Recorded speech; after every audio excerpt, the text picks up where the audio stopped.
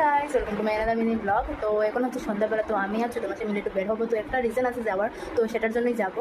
আর সাথে তো যাবে ছোটো মেশো।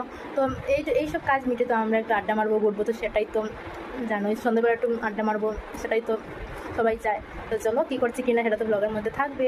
এই যে এদিকে আমি আর ছোটো মাসি রেডি হয়ে গেছি, আর এদিকে তো বেরিয়ে পড়লাম। তারপর তো একটা ঘড়ির দোকানে আসলাম, কারণ হচ্ছে গিয়ে যে মাসি একটা ঘড়ি কিনেছিল, তো সেটা এক্সচেঞ্জ করবে। তো সেটাই রিজন ছিল আমাদের আসার। তো এক্সচেঞ্জ করে তো নতুন একটা ঘড়ি নিয়ে নিয়েছে। আর তারপর তো এখানে দাঁড়িয়ে একটু আমরা গল্প টল্প করে একটু মোমো আর কর্নেটো খেয়ে তো আমরা চলে আসলাম একটা ফটোশপের দোকানে, ঠিক আছে। তো সেখান থেকে তো ফটো নিয়ে তো আমি টোটোতে যাচ্ছি হেঁটে হেঁটে।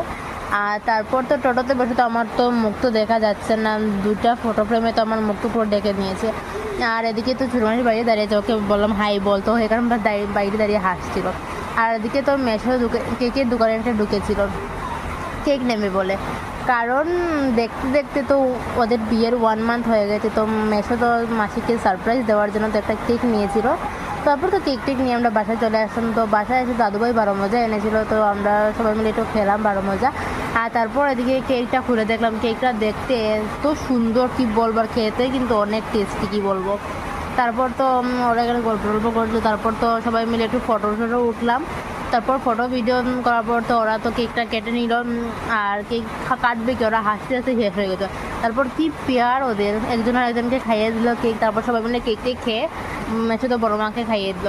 তো চলো আজকের ভিডিওটা কীরকম লাগলো অবশ্যই কমেন্টে বলবে। Children take care, tata.